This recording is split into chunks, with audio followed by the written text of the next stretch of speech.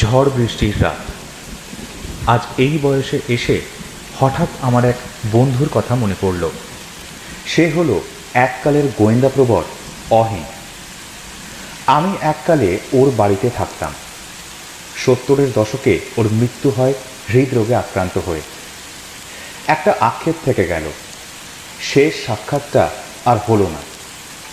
তবে আজ হঠাৎ একটা মামলার কথা মনে পড়ে গেল। ঘটনাটা বহু পুরনো। টেবিলে বসে টেবিল ল্যাম্পটা জ্বালিয়ে কাগজে লিখতে লাগলাম। সালটা আন্দাজ 1942। হঠাৎ কি মতিভ্রম হয়েছিল জানি না। কুসঙ্গে পড়েছিলাম, তাই বাবা আমায় ত্যায্য করল। তখন দেখা বাল্যবন্ধু অহিনের সাথে। ওর পুরো নাম অহিন্দ্রভূষণ তালুকদার। ওর বাবা ছিলেন মস্ত ডাক্তার, আর ছেলে হয়েছে বেসরকারি গোয়েন্দা। ওকে বলতে ও আমায় সাদরে গ্রহণ করল। বাড়িতে ও আর ওর ভৃত্য রামহরি থাকত। আমি ওর সঙ্গে থাকতে লাগলাম। ও টুকটাক মামলা সমাধান করে যা রোজগার করত, আর আমিও পত্রিকাগুলোতে লিখে যা আয় করতাম, তাতে 3টি প্রাণীর দিব্যি চলে যেত। একদিন বারান্দায় আমি আর অহিন বসে সকালের চা খাচ্ছি। হঠাৎ দেখলাম ফটক খুলে পিয়ন এলো। আমি নিচে গিয়ে সই করে চিঠিটা নিয়ে এলাম। দেখি সিংহগড় এস্টেটের জমিদার ভগবতীচরণ সিংহের নাম খামে জলজল করছে। চিঠিটা ওপরে নিয়ে এসে পড়তে লাগলাম। শ্রী অহিন্দ্রভূষণ তালুকদার মহাশয় সমীপেশু, আপনার নিকট একটি সবিনয় নিবেদন। আগামী 3রা ভাদ্র আমার জমিদারিতে আপনার নিমন্ত্রণ রহিল। আপনার নাম আমি আমার নায়েব শ্রী রামগতি ভট্টাচার্যের নিকট হইতে জানিতে পারিয়াছি। আমি বাংলার সব তাবর তাবর গোয়েন্দাদিগের নিমন্ত্রণ করিয়াছি। একটি জরুরি প্রয়োজনে আপনাদিগের নিমন্ত্রণ, তাহা রক্ষা করিলে বাধিত হইব। এটি জমিদার ভগবতীচরণ সিংহ। অহিন সবটা শুনে একটা সিগারেট ধরিয়ে বলল, বেশ তো, কালই তাহলে বেরিয়ে পড়ি দুজনে, কি বলো? না না, সে কি, উনি তোমায় ডেকেছেন তো? আমি আবার দেখো,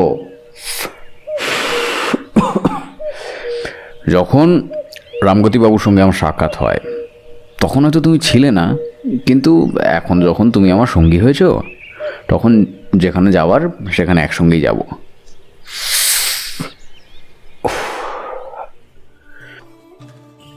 তো পরদিন আমরা বেরিয়ে পড়লাম। স্টেশনে নেমে দেখি জমিদারবাবু আমাদের জন্য মোটর গাড়ি পাঠিয়েছেন। আমরা গাড়িতে উঠে বসলাম। চালক গাড়ি স্টার্ট করলো। গাড়িটা স্টেশন পেরোতেই দেখলাম এক রাশ ধান ক্ষেত দুধারে রেখে আমাদের গাড়ি ছুটে চলেছে। ভারী সুন্দর লাগছিল দৃশ্যগুলো। পুকুরে বাচ্চারা স্নান করছিল। এই গ্রাম্য পরিবেশে রবি ঠাকুরের কবিতা মনে পড়ে গেল। আমি একটা রবীন্দ্রসঙ্গীত গুনগুন করতে লাগলাম। অহিনও যোগ দিল আমার সাথে। একটু বাদে গাড়ি একটা কালো ফটকের সামনে এসে দাঁড়ালো। দুজন দারোয়ান ফটক খুলতেই দেখলাম একটা খালি গা ধুতি পরা ছোকরা ভেতরে চলে গেল। খানিকক্ষণ পর মালকোঁচা মারা ধুতি আর জামা পরা এক ভদ্রলোক বেরিয়ে এসে গাড়ির দরজা খুলে দিলেন। উনি বললেন, আরে স্বাগতম স্বাগতম। জমিদারবাবু একটু দপ্তরের কাজে ব্যস্ত। আমি ওনার সচিব মুরারি মোহন চৌধুরী। আমরা গাড়ি থেকে নেমে নমস্কার প্রতি নমস্কারের পালা শেষ করে মুরারিবাবুর সঙ্গে জমিদার বাড়িতে প্রবেশ করলাম। বাড়িটা লম্বা আর চওড়ায় বেশ বড়। দালান, নাটমন্দির সব পেরিয়ে শেষে একটা সিঁড়ির কাছে এসে দাঁড়ালাম। এক ভৃত্যকে হাঁক পারলেন মুরারিবাবু। শম্ভু! ডাকতেই সেই খালি গায়ে ধুতি পরা ছোকরাটি নেমে এলো। শম্ভু, এই যে এই বাবুদেরকে তাদের জন্য ঠিক করা ঘরে নিয়ে যা। শম্ভু আমাদের একটা নির্দিষ্ট ঘরে নিয়ে গেল। স্নান সারার পরই প্রাতরাশ নিয়ে এলো শম্ভু। লুচি, তরকারি আর মিষ্টি। সেগুলোর সদ্ব্যবহার করতে করতে আমি বললাম, বাবা, এ তো ইলাহি আয়োজন ভায়া। ভাবছি এত তাবর তাবর সব গোয়েন্দাদের নিমন্ত্রণ করার কারণটা কি? এমনি এমনি তো আর। আহা, আগে খাও তো। খাওয়ার শেষে শম্ভু এসে বলল, একে জমিদার বাবু আপনাদের ডাকতেছেন। আমরা তার কাছারি ঘরে উপস্থিত হলাম। জমিদারবাবু বেশ হৃষ্টপুষ্ট চেহারার মানুষ, মুখে বিশাল বড় তেল চকচকে গোঁফ, চুলে ঈষৎ পাক ধরেছে। আমরা নমস্কার জানিয়ে চেয়ার টেনে বসলাম। জমিদারবাবু বললেন, আচ্ছা, তো আপনি অহিন্দ্রভূষণ তালুকদার, আর এনাকে তো ঠিক ইনি আমার বন্ধু তপনমোহন নিয়োগী। জমিদারবাবুকে নমস্কার জানালাম আমি। জমিদারবাবু বললেন, তা অহিনবাবু, আপনাদের একটা গুরুত্বপূর্ণ কাজের জন্য ডেকেছি আমি। বাংলার মোটামুটি সব তাবর তাবর গোয়েন্দাদেরই ডেকেছি। একটা জমায়েত আছে সন্ধ্যায়। এখনো অব্দি এসেছেন হ্যারিসন রোডের গোয়েন্দা প্রধান ভবানন্দ ঘোষাল, তারপর ব্যারাকপুরের সিআইডি অফিসার মিস্টার রিচার্ডসন, আর এই আপনারা। যাই হোক, আমাকে এবারে যেতে হবে, আমার স্নানের সময় হয়েছে। আপনারা বিশ্রাম নিন, সন্ধ্যের সময় দেখা হচ্ছে। আমরা বিদায় নিলাম। সন্ধ্যায় যথাসময়ে আমরা জমায়েতে উপস্থিত হলাম। হলঘর পর্যন্ত আমাদের পথপ্রদর্শক হলেন মুরারিবাবু। হলঘরটা দেশীয় আর সাহেব শুভতে ভর্তি, মদের ফোয়ারা ছোটানো হচ্ছে। আমাদের সঙ্গে সকলের আলাপ করিয়ে দিলেন জমিদারবাবু। সকলের সঙ্গেই বেশ কথা হলো, কেবল একজন ব্যক্তি ছাড়া।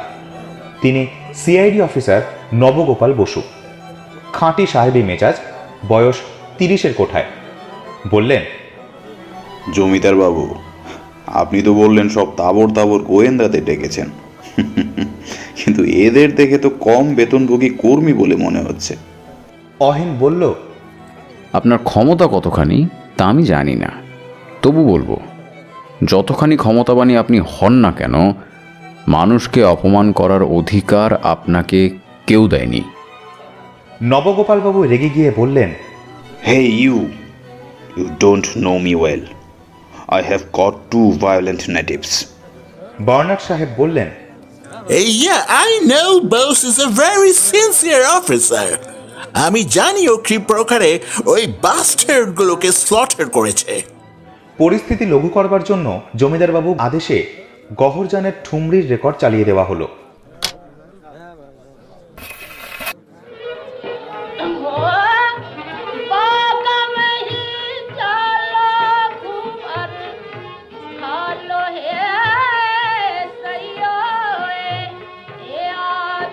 কিছুক্ষণ টুকটাক গল্প গাছার পর জমিদারবাবু গ্রামোফোনটা বন্ধ করতে বলে দিয়ে একটু গলা খাঁকড়ে গিয়ে বলা শুরু করলেন, তো যে কাজের জন্য আপনাদের ডেকেছি সেই কথাখানা বলি। আপনারা প্রত্যেকে অবগত কি করে আমি ব্রিটিশ সরকারকে সাহায্য করেছিলাম গত বিশ্বযুদ্ধে। এখন আবারও যুদ্ধ শুরু হয়েছে, এখনও আমি সাহায্য করছি। আমার এই কাজে রেগে গিয়ে এখন স্বদেশীরা আমার ওপরে আক্রমণ হানবার চেষ্টা করছে। 3 মাস পূর্বেই আমার ওপর অ্যাটাক হয়। তখনও মোটর কিনিনি, টমটম গাড়িটা ছিল। ঠিক মনে নেই, তবে কারো একজনের নিমন্ত্রণ রক্ষার্থে গিয়েছিলাম।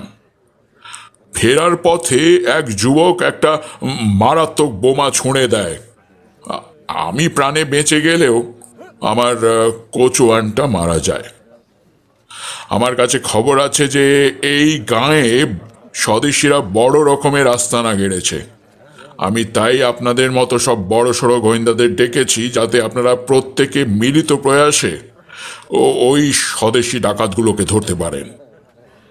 তো এই আমার বক্তব্য। আপনাদের যদি কোনো বক্তব্য থাকে তাহলে বলতে পারেন। নবগোপাল বসু বললেন, আমরা সব রকম চেষ্টাই করব।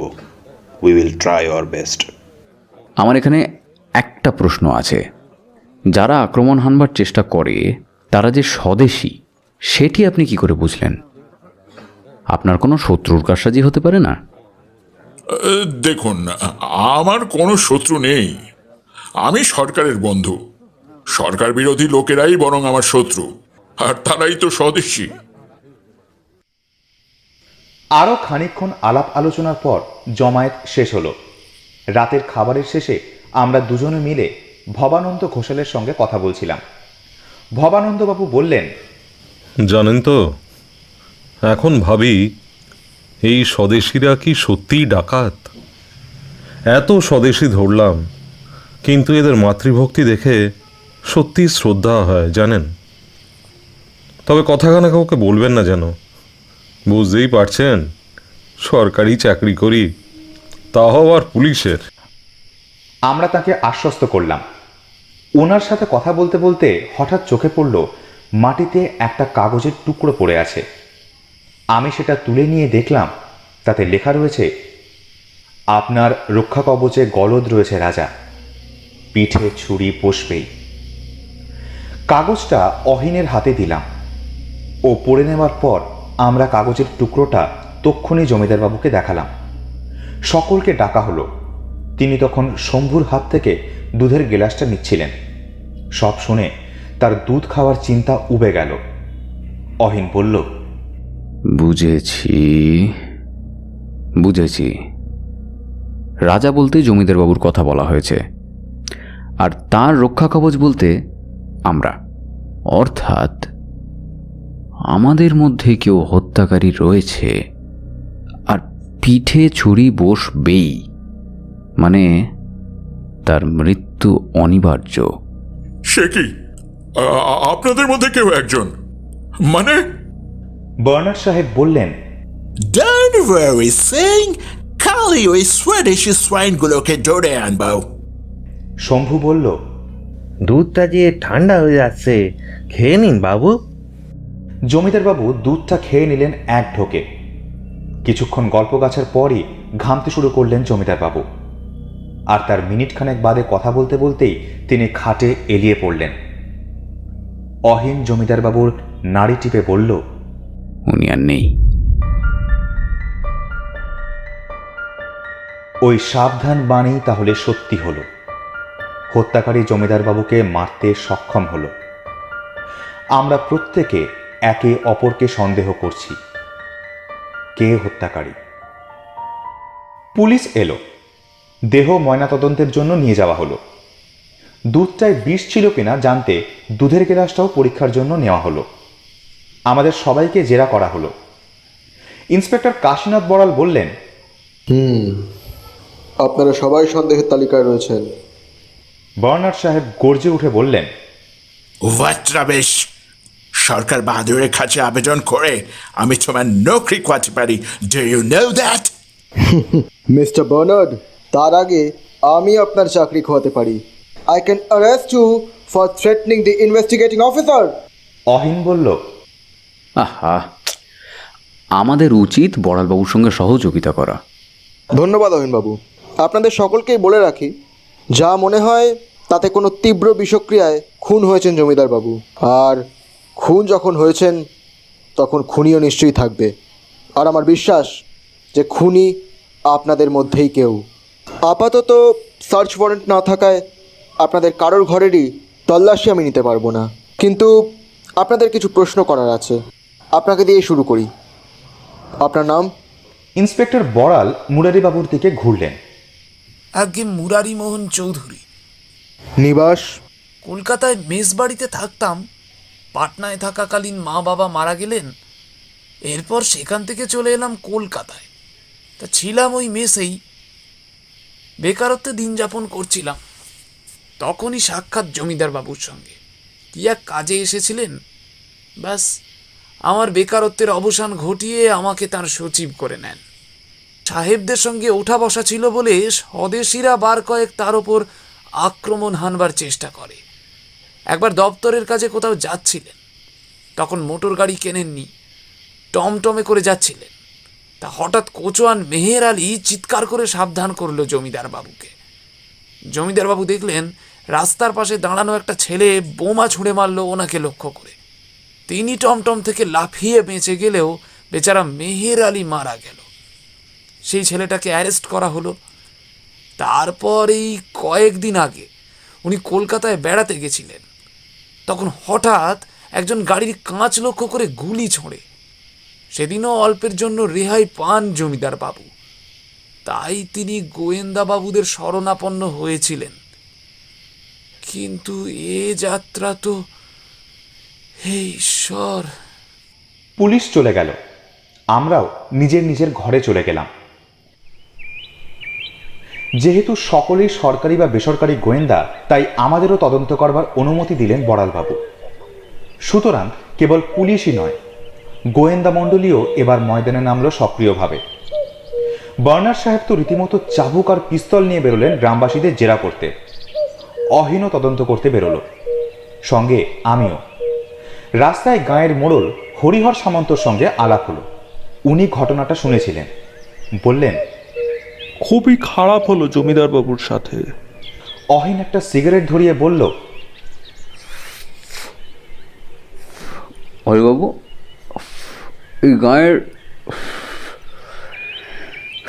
এই গায়ের কোনো লোক কি স্বদেশী আন্দোলনে সামিল হয়েছিল? তা তো বলতে পারবো না বাবু, তবে হ্যাঁ, গত যুদ্ধের সময় এখানে খুব মিলিটারির আনাগোনা হয়।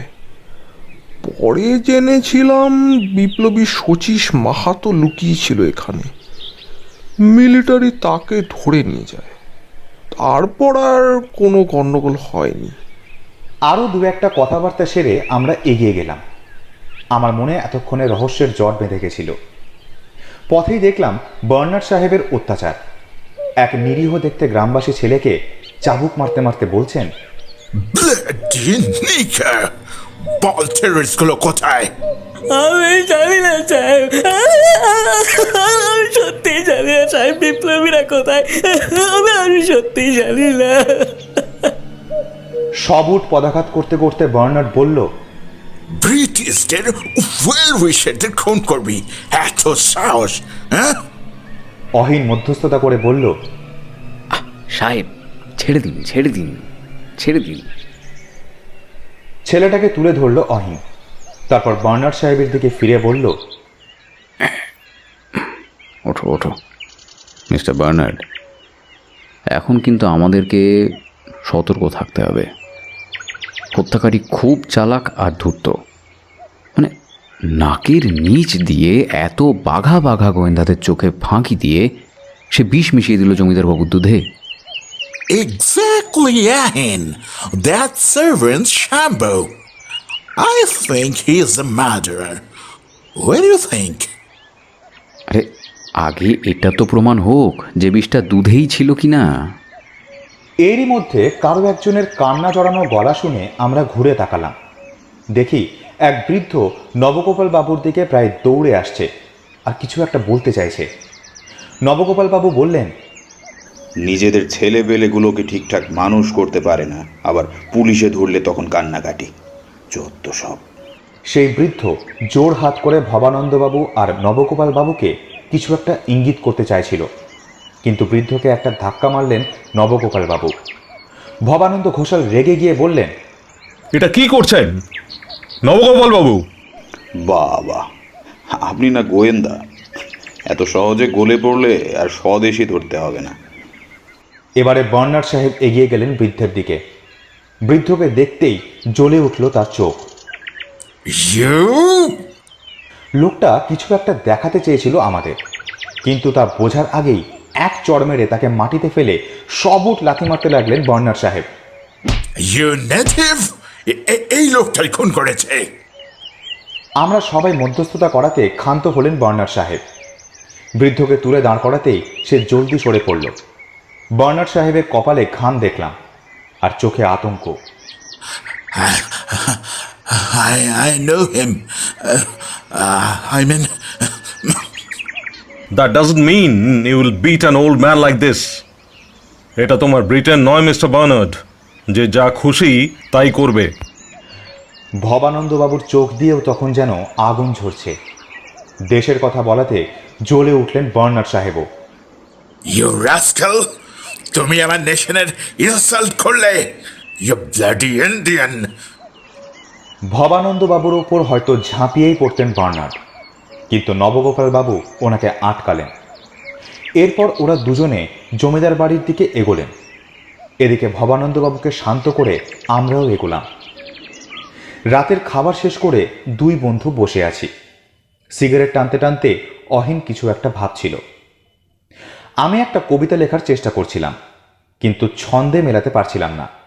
হঠাৎ ছাইদানিতে সিগারেটের ছাই ফেলে অহিন বলল, এই এই রহস্যের ব্যাপারে কি বুঝলে সাহিত্যিক তপন মোহন নিয়োগী? রহস্যের জট এখনো ছাড়েনি ভাইয়া। আমারও তথৈবচ অবস্থা, বুঝলে।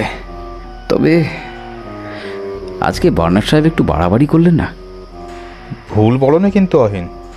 আচ্ছা একটা কথা বলো, বার্নার্ড সাহেব কি ওই লোকটাকে চেনেন?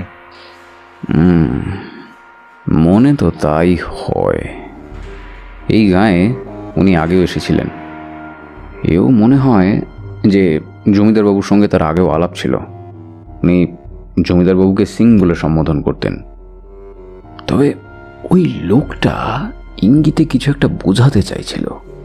আমি তো লক্ষ্য করেছি, বিশেষ করে বার্নার্ড সাহেবের দিকে দেখিয়ে কিছু একটা বোঝাতে চাইছিল সে।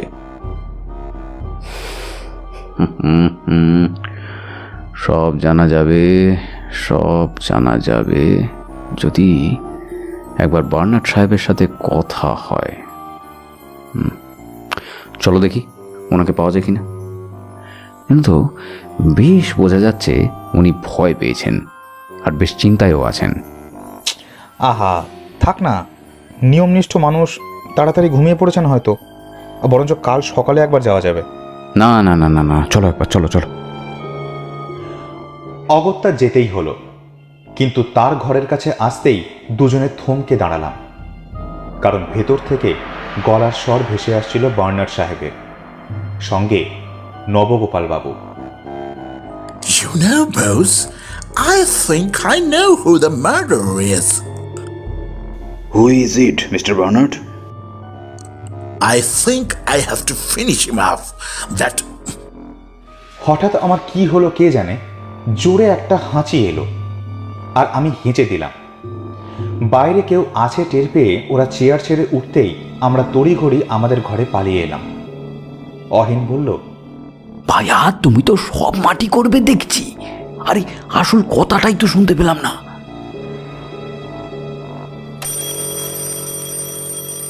পরদিন অ্যালার্ম ঘড়ির কর্কর শব্দে ঘুম ভাঙল দুজনের। উঠে মুখ ধুয়ে আমরা আমাদের ঘর থেকে বেরোলাম। বেরোতেই শুনতে পেলাম, অহিনবাবু যে, সুপ্রভাত। দেখি নিচে সদর দরজার কাছে দাঁড়িয়ে আছেন ইন্সপেক্টর বড়াল। সুপ্রভাত মিস্টার বড়াল।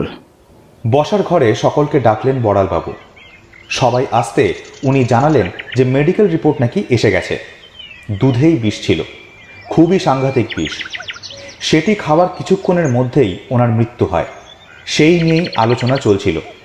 এরই মধ্যে এদিক ওদিক তাকিয়ে ভবানন্দবাবু বললেন, বার্নার্ড সাহেবের ঘুম ভাঙেনি বোধহয় এখনো, ওনাকে দেখছি না। শম্ভু ঘর গোছাচ্ছিল, বলল, এগে না, সাহেব উঠে গেছেন। আমি তো চা দিয়ে এসেছিলাম সাহেবকে। এই বলে শম্ভু দোতলায় গেল, খুব সম্ভবত বার্নার্ড সাহেবের ঘর থেকে চায়ের কাপলেটগুলো নিয়ে আসতে। অহিন বলল, তো বড়ালবাবু, এই এসেছেন যখন চাটা এখানেই খেয়ে যান, বুঝলেন। এই শম্ভু চাটা না দারুণ বানায়। হঠাৎ দোতলা থেকে শম্ভুর চিৎকার শোনা গেল, সাহেব! আমরা সবাই হুড়মুড় করে দোতলায় বার্নার্ড সাহেবের ঘরে গেলাম। গিয়ে দেখলাম সোফায় ঘাড় এলিয়ে পড়ে আছেন জনাথন বার্নার্ড। মুখটা নীলচে হয়ে গিয়েছে। অহিন নাড়ি টিপে বলল,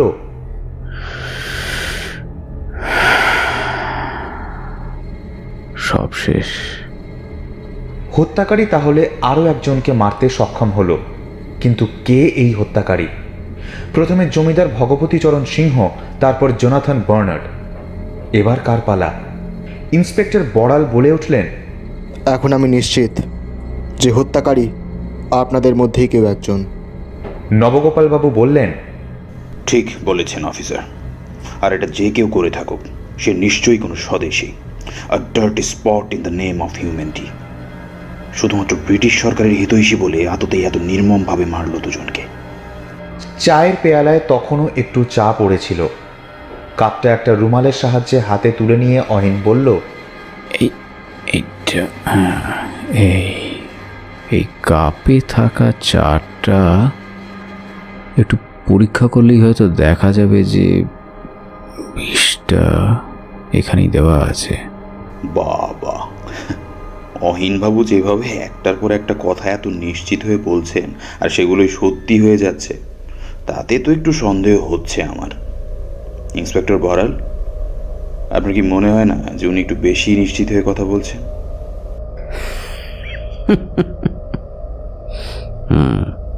আপনি কি বলতে চাইছেন একবার বলবেন?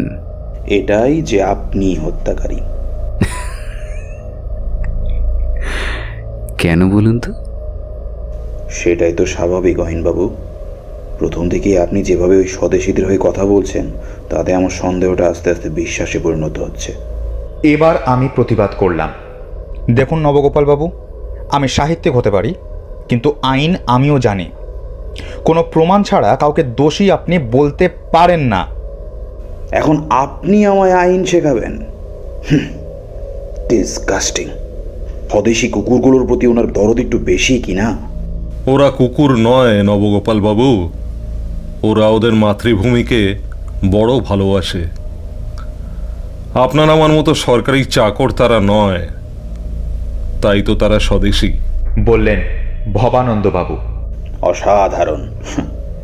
জমিদার ভগবতী সিংহের শত্রুদের হয়ে তো বেশ ভালোই ওকালতি করছেন।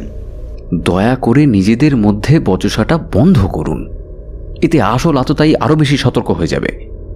দেখুন, ফরেন্সিক রিপোর্ট অনুযায়ী জমিদার বাবুর মৃত্যু যে বিষে হয়েছে তা অতি মারাত্মক, এবং তা একমাত্র শহরেই পাওয়া যায়।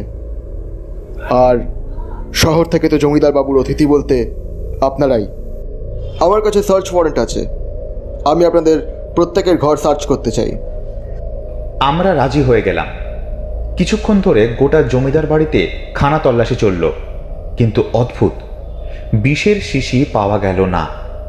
ইন্সপেক্টর বড়াল বললেন, আততায়ী অতীব চালাক।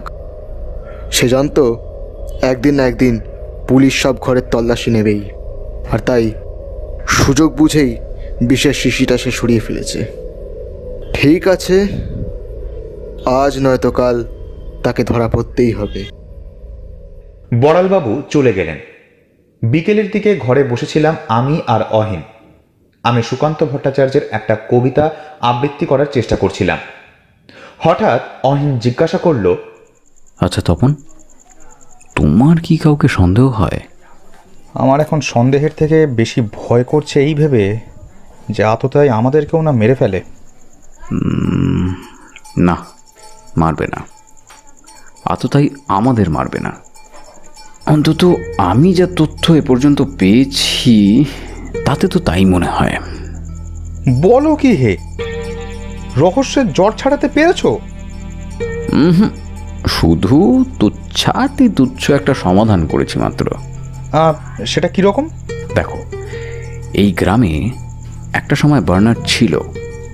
Jonathan Bernard? হ্যাঁ, প্রথম বিশ্বযুদ্ধের সময় জার্মানির সাথে হাত মিলিয়ে মহাবিদ্রোহের একটা পরিকল্পনা করে বিপ্লবীরা, সেটা নিশ্চয়ই জানো। আর সেটাকে বাস্তবায়িত করতে তারা সাহায্য নেয় বিভিন্ন গ্রামের যুবক যুবতীদের। সরকার সন্ত্রস্ত হয়ে ওঠে, আর গ্রামে গ্রামে জমিদারদের সাহায্যে তারা গোরা পুলিশ নিয়োগ করে। তখন এই গ্রামের দায়িত্ব এসে পড়ে বার্নার্ডের ওপর, আর তখন এই গায়ের অনেকেই তার হাতে অত্যাচারিত হয়, অনেকে প্রাণও দেয়। আর এই হত্যাযজ্ঞে পূর্ণ সমর্থন ছিল জমিদার ভগবতীচরণ সিংহের। আর দেখো, মারাও গেলেন এই দুজনই। তাই মনে হয় এই গ্রামেরই কেউ প্রতিশোধটা নিয়েছে। আবার বাইরের কারোর পক্ষেও তো এভাবে এসে কাউকে মারা সম্ভব নয়। সেদিক থেকে বিচার করলে সে আমাদের মধ্যেই কেউ একজন। সে কে সে? ভবানন্দ ঘোষাল। আমারও তো তাই মনে হচ্ছে ভায়া। অন্তত তার সম্পর্কে যা তথ্য আমি সংগ্রহ করেছি তাতে তো তাই মনে হয়। আমি এবার নড়ে চড়ে বসলাম। অহিন চুপ করেছিল। ওকে একটা সিগারেট দিতে সেটা সে ধরিয়ে বলল,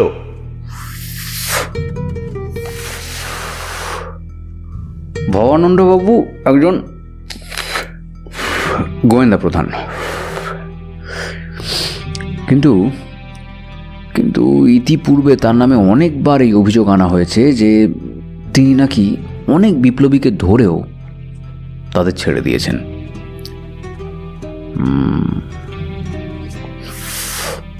তিনি যে স্বদেশীদের প্রতি একটু নরম তা তো তার আচরণ দেখেই বোঝা যায়। তাই কেন জানি না আমার মনে হয়।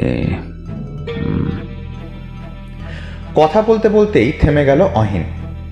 সেদিন আর ওর সাথে বেশি কথা হলো না। পরদিন দেখলাম বিছানায় ও নেই। শম্ভুর কাছে শুনলাম ও থানায় গেছে কি একটা কাজে। সারাদিন জমিদার বাড়িটা পুরোটা ঘুরলাম আর ভবানন্দবাবুকে একটু চোখে চোখে রাখলাম। সারাদিন অহিন ফিরল না, একটা খবর পর্যন্ত দিল না। তার পরের দিন সকালে চোখ খুলেই দেখি ও বসে আছে আমার পাশে, হাতে চায়ের কাপ। আমার দিকে তাকিয়ে মুচকি হেসে বলল, সুপ্রভাত বন্ধু।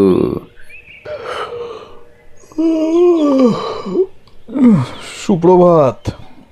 কিন্তু দুদিন কোথায় ছিলে?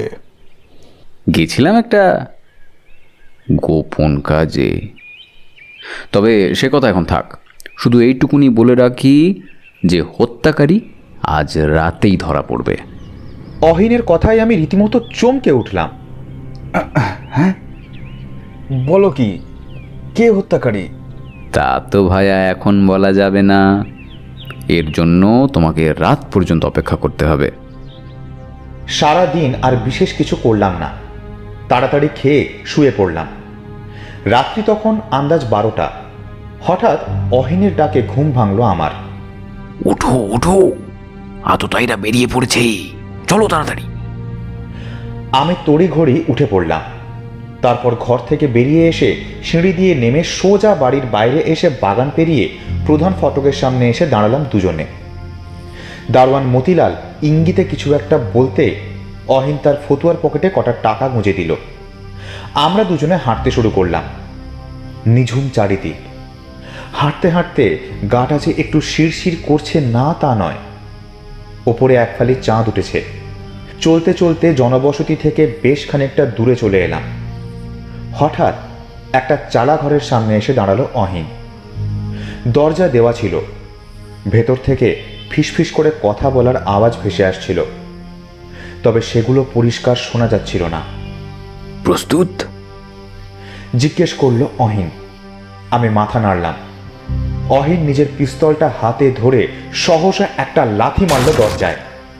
দরজা ভেঙে যেতেই ঝড়ের গতিতে ঢুকলাম আমরা। যা দেখলাম তাতে মাথা ঘুরে গেল। আমার চোখের সামনে একটা ময়লা বিছানায় বসে আছে সেই দুদিন আগে দেখা বৃদ্ধ আর নবগোপাল বাবু।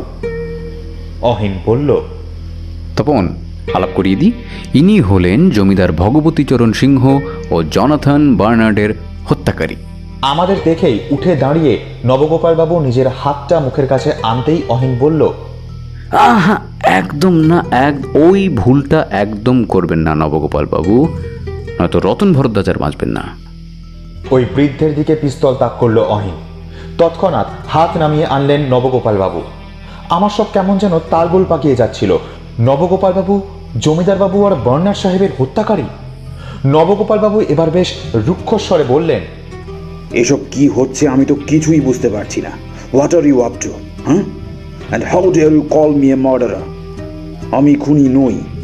সে কথায় কর্ণপাত না করে অহিন বলল, তপন, নবগোপাল বাবুর হাতের আংটিটা খুলে নাও। খবরদার, আমার গায়ে হাত দেবেন না। পুলিশ তো যা সার্চ করার করেছে। তপন, তোমায় যা বললাম তা করো। আমি গিয়ে নবগোপাল বাবুর হাতের আংটিটা খুলে নিলাম। এবার আংটির মুখে বসানো পাথরটা আলতো করে সরিয়ে দেখো তো কি আছে। আংটির ওপর বসানো লাল চুনি পাথরটা সরাতে দেখলাম মুখটায় অল্প অল্প সাদা সাদা পদার্থ রয়েছে, কিন্তু সেটা কি বুঝে ওঠার আগেই অহিন সেটা নিয়ে ফেলে দিল। এইটাই সেই বিষ যেটা এই আংটিতে করে নিয়ে আমাদেরই মাঝে কোনো এক অসতর্ক মুহূর্তে জমিদার ভগবতীচরণ সিংহের দুধের গেলাসে মিশিয়ে দিয়েছিলেন নবগোপ ধুড়ি ধুড়ি অতুল ভরদ্বাজ। আমার মাথায় যেন বজ্রাঘাত হলো। অতুল ভরদ্বাজ? কে অতুল ভরদ্বাজ? আমি কোনো অতুল ভরদ্বাজকে চিনি না। দেখুন মিস্টার তালুকদার, আপনি কিন্তু লিমিট ক্রস করছেন। আর তাছাড়া প্রত্যেকের ঘর তো সার্চ করাই হয়েছে, তাহলে বিশেষ শিশি পুলিশ পেল না কেন? অহিন শান্ত গলায় বলল, বিষের শিশি এখন এই মুহূর্তে আপনার কাছেই রয়েছে নবগোপাল বাবু। এই তপন, তুমি ওনার তল্লাশি নাও তো। হ্যাঁ, যাও যাও। আমি এগিয়ে গিয়ে ওনার পোশাক আশাক সব কিছু দেখলাম, কিন্তু বিষের শিশি পেলাম না। বিষের শিশি তো পেলাম না। ঠিক করে সার্চ করেছো তো? হ্যাঁ, সবই তো দেখলাম। নবগোপাল বাবু, আপনি আপনার বাঁ পায়ের হ্যাঁ বাঁ পায়ের জুতোটা খুলুন তো। হঠাৎ যেন নবগোপাল বাবুর মুখটা ফ্যাকাশে হয়ে এলো। আমতা আমতা করে বললেন, জুতো? জুতো কেন? আরে, আপনি তো খুন করেননি, তাই না? তাহলে ভয় পাচ্ছেন কেন? দিন দিন দিন, খুলুন। অগত্যা নিজের বাঁ পায়ের জুতোটা খুললেন নবগোপাল বাবু। অহিন আমায় ইঙ্গিত করতেই জুতোটা হাতে নিলাম আমি। তপন, এবার দেখো তো ওই জুতোর সোলটা। হ্যাঁ, সোলটা খুলতে পারো কিনা দেখো তো। কি বলছো অহিন? জুতোর সোল আবার কি করে খুলবো? আহা, দেখোই না। জুতোর সোলে একটু চাপ দিতেই দেখলাম সেটা খুব চাতুর্যের সাথে কাটা হয়েছে, এমনভাবেই যে তার মধ্যে কোনো ছোট জিনিস সহজেই রাখা যায়। আর সেটা খুলতেই দেখলাম তাতে রাখা রয়েছে একটা ছোট্ট শিশি। ওটা যে বিষের শিশি তাতে আর কোনো সন্দেহ রইল না। অহিন বলল, নবগোপাল বাবু, এবার পুরো ঘটনাটা কি আপনি বলবেন না আমি বলবো? হ্যাঁ। অহিন পিস্তলটা নামিয়ে দিয়ে পাশে রাখা মোড়ায় বসল। নবগোপাল বাবু চুপ করে রয়েছেন দেখে অহিন বলতে শুরু করলো, বেশ বেশ, তবে আমি বলি। আজ থেকে প্রায় 24 বছর আগেকার কথা। হ্যাঁ, 24 বছর আগেকার কথা। প্রথম বিশ্বযুদ্ধ তখন সবে শুরু হয়েছে। জমিদার বিভূতিচরণ সিংহের মৃত্যুর পর জমিদারির কর্তা হয়েছেন ভগবতীচরণ সিংহ। কোনো বদ নেশা না থাকলেও তিনি ছিলেন অত্যন্ত ধূর্ত। প্রথম দিন থেকেই প্রাণ ও স্বার্থ রক্ষার্থে ইংরেজ সরকারের জন্য জলের মতো টাকা ব্যয় করতে লাগলেন, অথচ গ্রামের উন্নয়নের প্রতি দৃষ্টিপাত করার সময়ও তাঁর কাছে নেই। এদিকে মানুষ না খেতে পেয়ে মারা যাচ্ছে, দিবারাত্রি নায়েব গোমস্তাদের জুলুম চলছে, আর অন্যদিকে প্রায় দিনই সাহেব সুবোদের নিয়ে আসর বসছে জমিদার বাড়িতে। ইতিমধ্যে যুদ্ধ শুরু হলো, আর দেশের চরমপন্থী বিপ্লবীরা সিদ্ধান্ত নিলেন যে জার্মানির সাথে হাত মিলিয়ে একটা ব্রিটিশ বিরোধী মহাবিদ্রোহ ঘটানো হবে। তারা তখন গ্রামগঞ্জের যুবক যুবতীদের এই কাজে যুক্ত করতে শুরু করলেন। এই গ্রামেই বাস করতেন রতন ভরদ্বাজ, তার একমাত্র মেয়ে মৃণালিনী ও অনাথ ভাইপো অতুল ভরদ্বাজকে নিয়ে। মৃণালিনী তখন বিপ্লবীদের সংস্পর্শে আসে ও তাদের গ্রাম সম্বন্ধে গোপন খবর দিতে থাকে। তাতে তার সঙ্গী হয় তার ছোট ভাই অতুলও। সরকার সন্ত্রস্ত হয়ে উঠল, আর বাংলার গ্রামে গ্রামে একটি করে গোরা অফিসার মোতায়েন করলো। এই খেলার ঘরের দায়িত্ব এলো জনাথন বার্নার্ডের ঘাড়ে। তিনি এই গ্রামে আসতেই শুরু হলো তার অমানসিক অত্যাচার। এই সময় কোনো এক অজুহাতে ভগবতীচরণের কথায় বার্নার্ড গ্রেপ্তার করলেন মৃণালিনীকে। প্রায় 2 দিন ধরে তার উপর চলে অমানসিক অত্যাচার, নির্যাতন। এরপর রহস্যজনকভাবে মৃত্যু হয় মৃণালিনীর। তার দেহ পাওয়ার পর তার সৎকার করেন রতনবাবু। অতুলের 2 চোখে সেদিন আগুন জ্বলেছিল, প্রতিশোধের আগুনে জ্বলেছিল সে। পরদিন তাকে আর খুঁজে পাওয়া যায়নি। আর সেই অতুল ভরদ্বাজই হলেন, হ্যাঁ, আমি অতুল ভরদ্বাজ, আমি খুন করেছি ভগবতীচরণ সিংহ আর বার্নার্ডকে। আর বেশ করেছি। ওরা মানুষ নয়, জানোয়ার ছিল, মানুষের রূপে শয়তান ছিল। ওদের মেরে আমি ঠিক কাজ করেছি। চুপ করে গেলেন নবগোপাল বসু ওরফে অতুল ভরদ্বাজ। হাত দুটো মুখে চেপে বিছানায় বসে পড়লেন। তার মাথায় গায়ে হাত বোলাতে লাগলেন বৃদ্ধ রতন ভরদ্বাজ। কিন্তু অহিন, উনি যে এসবের পেছনে ছিলেন তা তুমি জানলে কি করে? জমিদার ভগবতীচরণের মারা যাওয়ার পরদিন গ্রামের রাস্তায় যখন রতনবাবুকে বার্নার্ড সাহেবের হাতে মার খেতে হচ্ছিল, তখনই আমার নজর গেল অতুলবাবুর দিকে, মানে যাকে তখন আমরা নবগোপালবাবু হিসেবে জানতাম। দেখলাম এমনিতে রতনবাবুর সাথে কড়া কথা বললেও কেমন একটা যেন অস্বস্তি ভাব ফুটে উঠছিল তার চেহারায়। খেয়াল করলাম হাত একবার শক্ত করে মুঠো করছেন, আবার কখনো খুলছেন। সেটা দেখেই কেমন যেন একটা খটকা লাগলো। তখন বিষয়টা নিয়ে এতটা ভাবিনি, বরং তখন আমি ব্যস্ত ছিলাম বার্নার্ড সাহেবের হঠাৎ এমন আচরণ নিয়ে। আসলে রতন ভরদ্বাজকে দেখেই চিনতে পেরেছিলেন তিনি। আর চিনতে পারার পর 24 বছর আগের করা সেই পাপের কথা মনে পড়তেই তার হয়তো মনে হয়েছিল যে এই হত্যার পেছনে তার হাত থাকতে পারে। তার হয়তো এটাও মনে হয়েছিল যে এরপর তারই পালা। তাই গোপনে আপনার আর রিচার্ডসন সাহেবের সাথে আলোচনাও করেছিলেন তিনি যে কিভাবে রতনবাবুকে শেষ করা যায়। কিন্তু তিনি বোধহয় দুঃস্বপ্নেও ভাবতে পারেননি যে তিনি স্বয়ং তার মৃত্যুদাতার সামনেই তার সন্দেহ প্রকাশ করছেন। এটা শুনে আপনি আর দেরি করলেন না। শম্ভুর চা দেওয়ার পরই কোনো এক ছলে তার ঘরে ঢুকে তার চায়ে বিষ মিশিয়ে দিলেন। কি তাই তো? মাথা নাড়লেন অতুল ভরদ্বাজ। অহিন বলে চলল, আমার প্রথম সন্দেহ জাগে ভবানন্দ ঘোষালের প্রতি, তার আচরণের জন্য। আমি এটাও ভেবেছিলাম যে বিষের কোনো শিশি তো পাওয়া গেল না, তাহলে এতজনের মাঝে কে জমিদারবাবু দুধের গেলাসে বিষ মিশিয়ে দিল আর কীভাবেই বা মেশালো।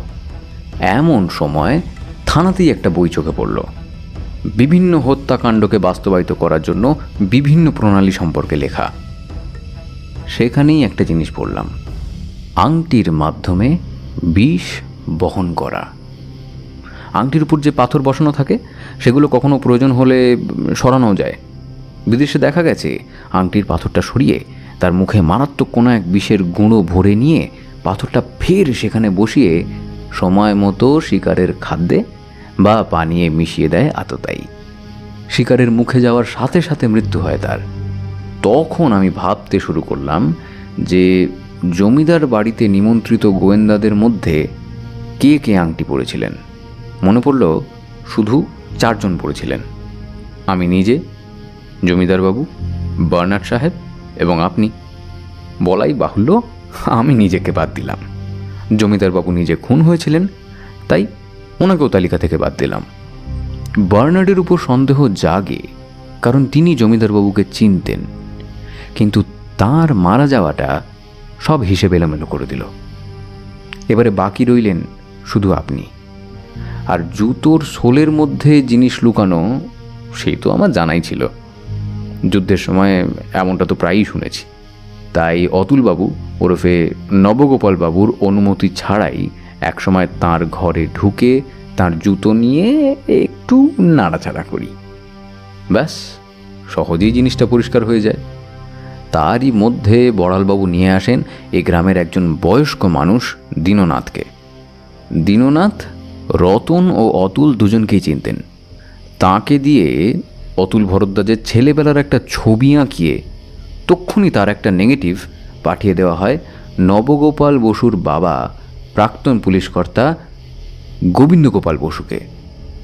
সেই ছবি দেখে তিনি পরদিন টেলিগ্রাম পাঠান খেলাদগড় থানায়, যেখানে তিনি স্বীকার করেন যে সেই ছবি নবগোপাল বসুর ছেলেবেলার ছবির সাথে মিলে যাচ্ছে, এবং এও স্বীকার করেন যে নবগোপাল তার নিজের ছেলে নয়, দত্তক নেওয়া পুত্র। ব্যাস, আর কোনো সংশয় রইল না। সেদিনই ফিরে তোমায় আমি বললাম যে আজ রাতেই এতটাই ধরা পড়বে। তো এই হলো পুরো ব্যাপার। 24 বছর ধরে অপেক্ষায় ছিলাম। বিপ্লবীদের মতোই মারতে পারতাম ওই দুজনকে, কিন্তু অনেক সময় তাদের পরিকল্পনা ব্যর্থ হয় বিশ্বাসঘাতকতার ফলে। তাই আমি কাজটা একেবারে আঁটঘাঁট বেঁধে একা করব বলে ঠিক করেছিলাম। গ্রাম ছাড়ার পর আশ্রয় পাই পুলিশ কর্তা গোবিন্দ গোপাল বসুর কাছে। পুলিশ ফোর্স জয়েন করলাম। কত স্বদেশীদের যে ধরেছি গত কয়েক বছর তা ঠিক নেই। বিপ্লবীদের ত্রাস হয়ে উঠেছিলাম শুধুমাত্র এই বার্নার্ডের প্রিয় পাত্র হবার জন্য। ক্রমে বার্নার্ডের সাথে আমার সখ্যতা বাড়ল। একদিন খবর পেলাম আমায় খেলাতগড় যেতে হবে জমিদার ভগবতীচরণ সিংহকে সাহায্য করতে। এরপরেই তার নিমন্ত্রণের চিঠি আর এখানে আগমন।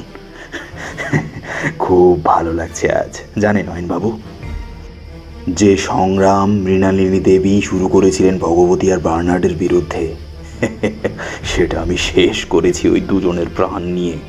আমি বিজয়ী হয়েছি, বিজয়ী। একটা অদ্ভুত হাসি দেখতে পেলাম অতুলবাবুর মুখে।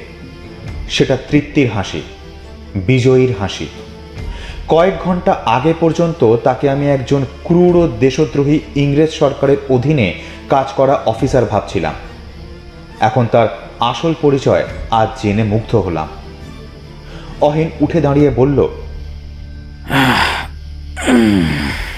অনেক রাত হলো অতুলবাবু, এবার উঠব। তপন চলো এগোই। আমায় গ্রেপ্তার করবেন না? না, যাদের আপনি মেরেছেন তারা ছিল দেশের শত্রু। আপনি ঠিক কাজই করেছেন অতুলবাবু। জমিদার ভগবতীচরণ সিংহ আর জনাথন বার্নার্ড আজ নয় কাল তো মারা যেতেনই দেশের বিরুদ্ধে তাদের কুকর্মের জন্য। সেই কাজটা আপনার হাতেই হলো। ভালো থাকবেন। ও বন্দে মাতরম।